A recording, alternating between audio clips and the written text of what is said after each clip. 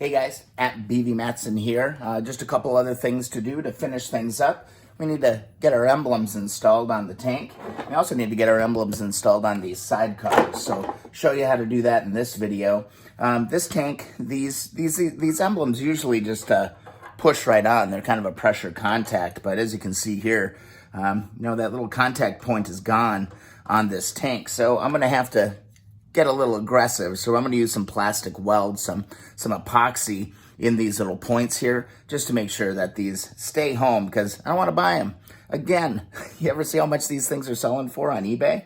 I mean, they'll break the bank, so we don't want to do that. So let's mix up some plastic weld and get this installed. Then we'll move on to the side covers, and we'll also get that gas cap installed today as well. All right, let's mix up some of this stuff. My little knob broke, so I got to use a plier to get this open. But this stuff has done a real good job of doing this for me in the past. So it's a two-part epoxy, and we don't need very much. So I'm just going to go ahead and squeeze out some equal amounts here. Wipe that down. Put your cap on right away, because this stuff dries pretty damn quick. So I'm going to get that back on there if we can. Come on, buddy. Come on, buddy. After some finagling, I got that on there. So we can turn this thing back around. There we go. Just got myself a little nail, and you want to mix this up really, really well. Get that stuff mixed up. And then all I'm going to do, I'm not going to do the whole badge. I'm actually just going to take it around each one of my pegs here. Again, that seat is kind of broken on the one insert on the tank. So I'm just going to go ahead, be a little liberal with it, but not enough so that it starts to poke out, outside of the deal. So let's go. Let's go get this thing installed on the tank. And here we go. We're just going to gently make sure you ain't got a whole ton of drips or runoff here. Already see I might have got a little too much on there, but be careful not to touch the tank as well. And we'll just line that up. And we'll give that a nice 30 count. 1, 2, 3, 4. And just for good measure, as I move over to the other side, I'm going to just take just a little bit of painter's tape. Push that emblem on there. Make sure we get a good seal on each of these. Make sure you use painter's tape. So you want to be able to get this stuff off. And there we go. So then we can flip the tank over. Do the same thing on the other side. Easy, easy. Great way to start the day. Going to do a lot of videos, so I'm starting out with the easy stuff.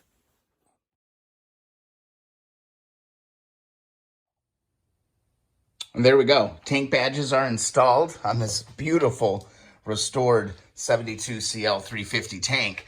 Now, let's go ahead and turn our attention to the side cover emblems. These can be a little tricky, little parts. Here we go. I'm going to go to my bag, because remember, we're always bagging up our parts. I'm going to grab out both of my emblems. Both of these emblems are in great shape. I actually just cleaned them just a little bit with some rubbing alcohol, just to clean them up. These are the tricky buggers right here.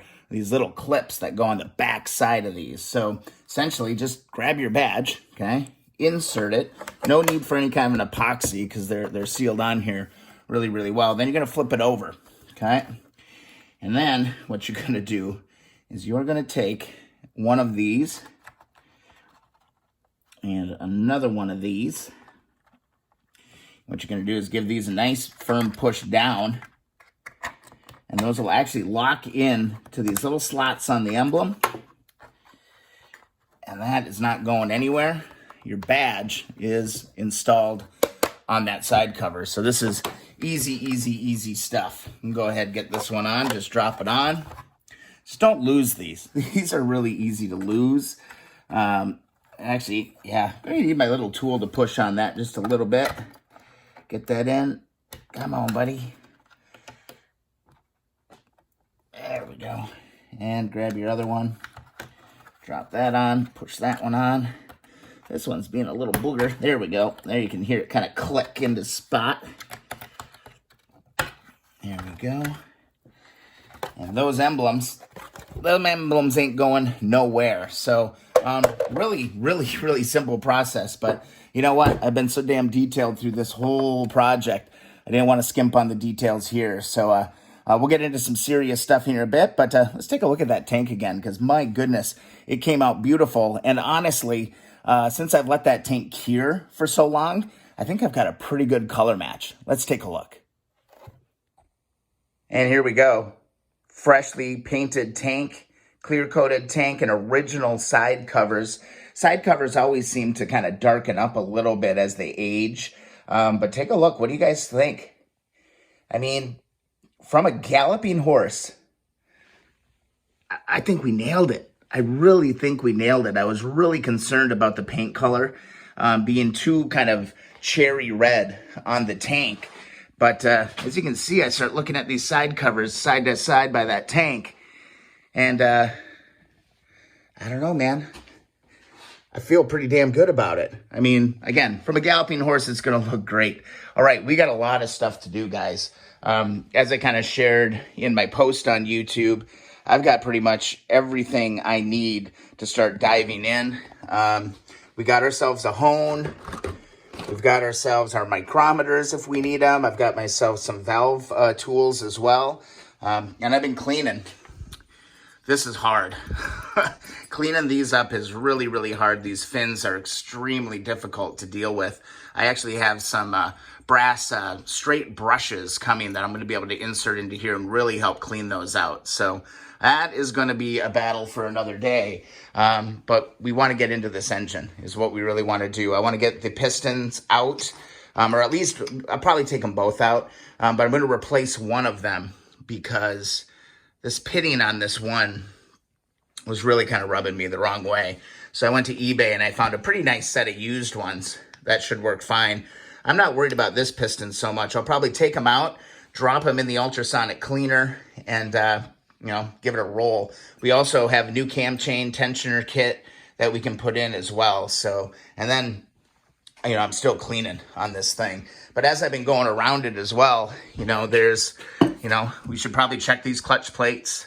We should probably also go and dig into this and see if this screen is clogged up or not as well. So I'm turning my attention to the engine because, really aesthetically, the bike is pretty much there. I've got to clean the exhaust. I've got a full CL350 exhaust down here. I've got to clean it, and I'm going to wrap the front side of the headers. We've still got some electrical to do. I got a ton of aluminum polishing to do yet as well. So, guys, I hope you're enjoying this series as much as I'm enjoying kind of putting it together. And I've been getting a lot of comments lately, too. And I really, really appreciate it. It definitely keeps me motivated. Got my new workspace as well. Actually carved out a nice little spot in my basement so that I can have a lot of room and film and do a lot of different things with these bikes here. Hopefully over the long duration. Hopefully we're working on many, many bikes on this channel. We'll have to see. If you're enjoying the channel, if you're enjoying the videos, please thumbs up. Also, please subscribe. That really means a lot. Also, tick that alert bell so you get the updates when the new videos come up. I'm sorry, I'm a little sporadic with some of that. Also, I periodically share on my Instagram and Twitter at BVMatson, so give me a follow there. All right, guys, I'm going to start psyching myself up to maybe pull some pistons and tear into a clutch thing. And I don't know. We're going to get at it. It's time. We've got all the parts. Thanks so much for watching. We'll see you in the next video.